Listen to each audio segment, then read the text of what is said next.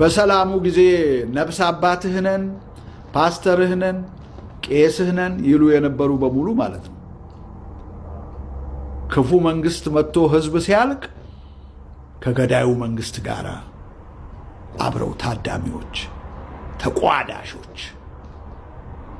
አብይ አህመድ ያቋቋመው ካውንስል ምናምን የሚሉት የፕሮቴስታንትና ጴንጤቆስቴዎችን አይ ቲንክ ካቶሊክም የሚኖርበት አላውቅም። አሁን ምንድነው ስራው? ይሄ የጴንጤው ህዝብ ፕሮቴስታንቱ በአብይ ላይ እንዳያምጽ መስራት ነው ዋና ተልእኮ። የወንጌሉን ነገር ፎርጌት።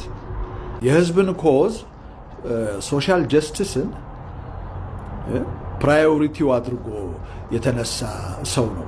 ይሄ ዘፋኝ ነው ብሎ በእውነት ቴዲ አፍሮን በዛ መወሰን ፌር አይመስልኝም። እኔ ፌር አይደለም።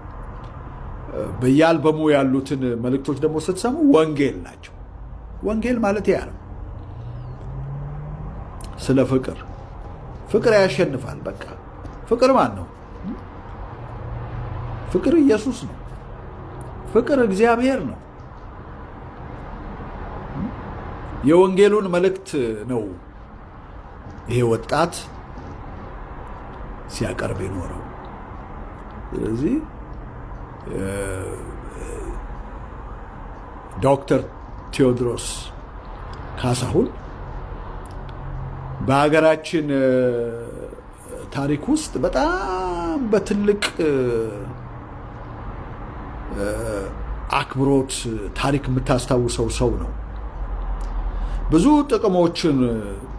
ጥቅሞቹን ከምንም ሳይቆጥር ማለት ነው። ይህንን ማስታወስ አለብን ወገኖች። ቴዲ አፍሮ ልጆቹንና ባለቤቱን ይዞ በፈለገበት ቦታ ፀሐዩን እየሞቀ ቡናውን እየጠጣ በሰላም የምቾት ላይፍ ለመኖር የሚችል ሰው ነው። ኢኮኖሚካሊም ብናየው ማለት ነው። የህዝብ ፍቅር አለው። ምንም የሚያሻኩተው ነገር የለም። ምንም ከነብሰ ገዳዮች ጋር እንዲህ የሚጋፈጥበት ምክንያት ስለ ህዝብ ፍቅር ነው። እንዲህ አይነት ሰው ቶሎ ቶሎ አይከሰትም እና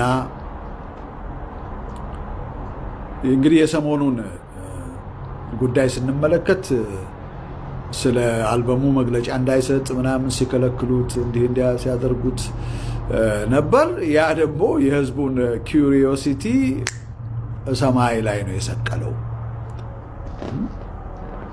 እና አሁንም ያለው ተመልከቱ። በ4-5 ቀን ውስጥ ያንዳንዱ ኦልሞስት 6-7 ትራክስ ኦልሞስት 3 ሚሊዮን ቪው አግኝተዋል። በዓለም ሰንጠረዥ ኢንተርናሽናል ሰንጠረዥ ነምበር 1 ላይ ነው ያለው ባይ ፋር ከሁለተኛው ጋር ስታወዳደሩት ማለት ነው። እና ብዙዎች ሲናገሩ እንደሰማሁት መንግስት አላዋቂነቱ ትልቅ ማስታወቂያ ነው የሰራለት ብለዋል። yes it makes sense። አንድ ነገር ስትከለክለው የህዝቡን ጥያቄ ነው የምታሳድገው። ምን ቢኖረው ነው? ምን ቢሆን ነው? መጽሐፍትም ቢሆን አይሸጥ ብለህ ስትል ይሸጥ ማለትህ ነው።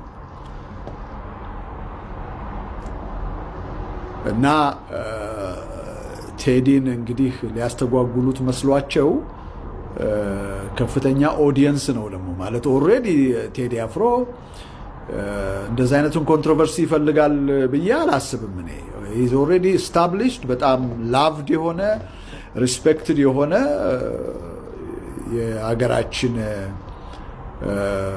የጥበብ ሰው ነው። ቢሆንም እንዲህ ደግሞ መንግስት ሳይቸግረው የሚነካካው ነገር አለ እና ያ አልበጃቸው። መልእክቶቹንም አስተላልፏል ቴዲ አፍሮ እና ሁለት እንግዲህ ካምፕ ነው ያለው። ያው እንዳልኳችሁ አንዱ ካምፕ አብይ አህመድ ለምን ይነካል ብለው ሲጮሁ የቆዩ አሉ። እነኚህን በራፍሊ በሁለት ካምፕ መክፈል ይቻላል። አንደኛው ምንድነው? ከብሔር የተነሳ ከአብይ አህመድ ጋር አይደንቲፋይ የሚያደርጉ ለምሳሌ የኦሮሞ ብሔር ተወላጆች ያሁን ያለውን መንግስት የሚነቅፍ አይዋጥላቸው እውነትም ቢሆን እና ከብሔር የተነሳ በኦሮሞነታቸው በአብይ አህመድ ላይ ማንም ኔጌቲቭ የሆነ ኮሜንት እንዲሰጡ አይፈልጉም። አንደኛው ያ ነው። ሁለተኛው ደግሞ ምንድነው? ጥሬ ስለተበተነላቸው በጥቅማ ጥቅም የተገዙ በፖለቲካውም ዘርፍ በመንፈሳዊውም አብይ አይነካ የሚሉ አሉ።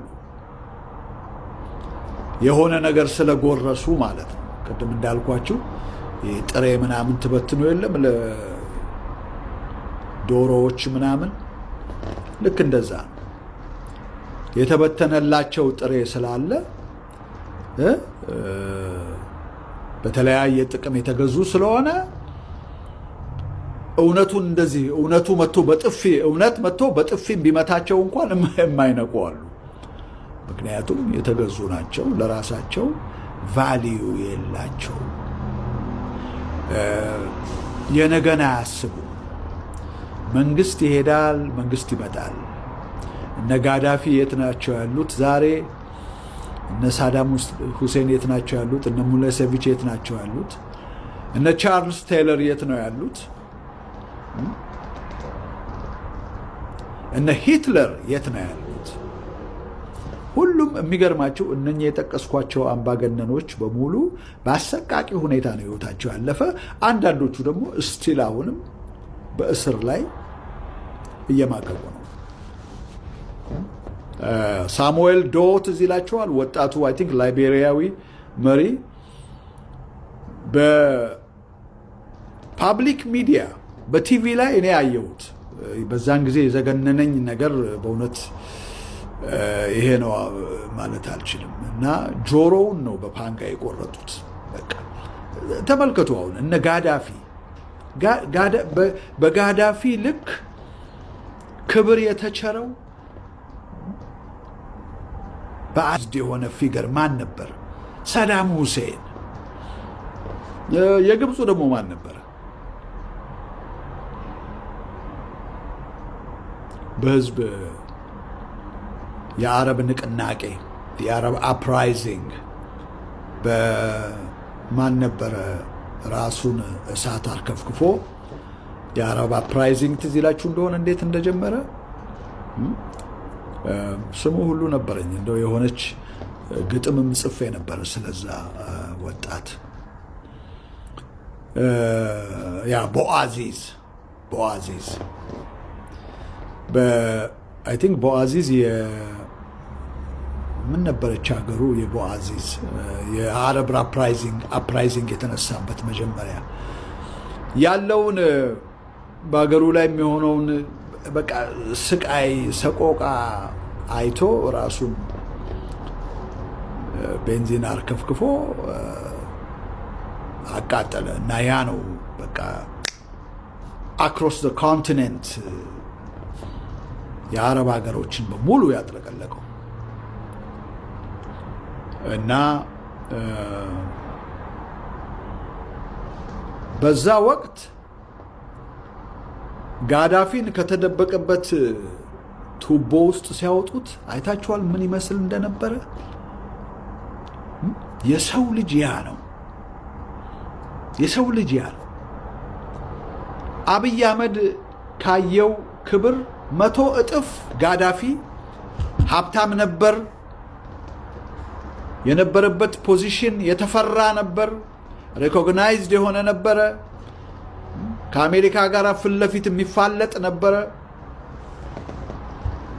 ነገር ግን መጨረሻውን ያያችኋላችሁ።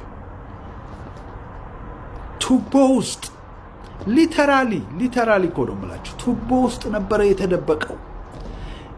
ቤተ መንግስቱን አስቡ። አብይ አህመድ ዛሬ ቤተ መንግስት እያሰራ